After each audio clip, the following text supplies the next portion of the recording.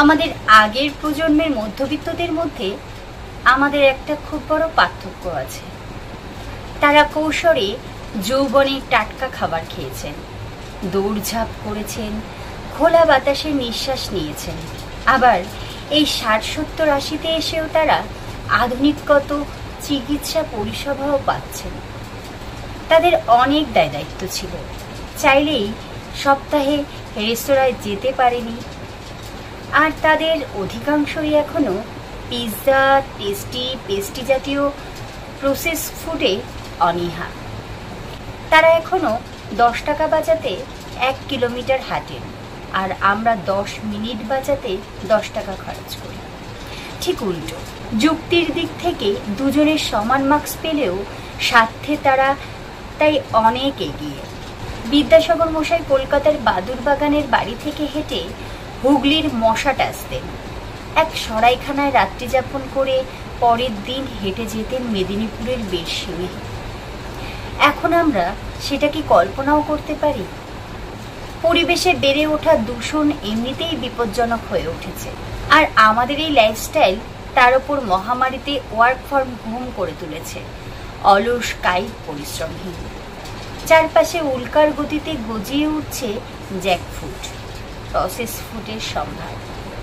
অনলাইনে shopping, online food অর্ডারের সুযোগ নষ্ট করে দিচ্ছে বাইরে বেরোনোর ইচ্ছা। কায়িক শ্রমের প্রবণতা। যতদিন যাচ্ছে মানুষ বিষ প্রশ্বাসে নিচ্ছে, বিষ খাবার দিয়ে শরীরে ঢুকছে। সবজি, মাছ, মাংস সবেতেই রাসায়নিক। দূষণের বাড়বাড়ন্ত এখন শিশুদের অ্যাজমা যেন বড় কমন। ততোধিক কমন হু হু করে ক্যান্সার ছড়াচ্ছে। মুঠো মুঠো ওষুধ খাওয়ার ধূপধাপের মধ্যে ৩০ বা ৪০-এ চলে যাওয়া। জীবন খুব অনিশ্চিত। আর কবরে শুয়ে থাকা কিংবা চন্দন কাঠির চিতায় পুড়তে থাকা শহরের ধনীতম ব্যক্তি হয়ে কি হবে? ব্যাংকে কোটি কোটি টাকা, এদিকে সারা জীবন পাসবুক দেখে দেখে আনন্দিত হয়ে বার্ধক্যে হাসপাতালের আপ্রাণ হয়ে পড়ে অথর্ব হয়ে হুইল চেয়ারে বসে থেকেই বা কি হবে? অর্থের প্রয়োজন অবশ্যই, কিন্তু অর্থই সব নয়। অর্থ, যশ, ক্ষমতা কিছুই চিরস্থায়ী নয়। আর সন্তানের জন্য এত কিছু রেখে যাওয়াও ঠিক নয়, যাতে তার নিজের কিছু করার ইচ্ছাটাই চলে যায়। জীবন একটাই, জ্যান্ত অবস্থায় সুস্থ শরীরে সেটা নিজের ভালো লাগা, ভালোবাসা দিয়ে পরিবারের সঙ্গে ঠিকঠাক উপভোগ করাটাই হলো সাফল্য। শুধুমাত্র অ্যাচিভমেন্ট সেই প্রকৃত সাফল্যের স্বাদ দিতে পারে না। জানতে হবে ঠিকভাবে ও সুস্থভাবে বাঁচতেও হবে।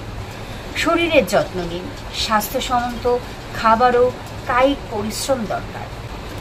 সঙ্গে ভালো রাখুন মানসিক স্বাস্থ্য। হা করে হাসুন, দুদ্দার করে ঘুরুন, ভালো বই পড়ুন।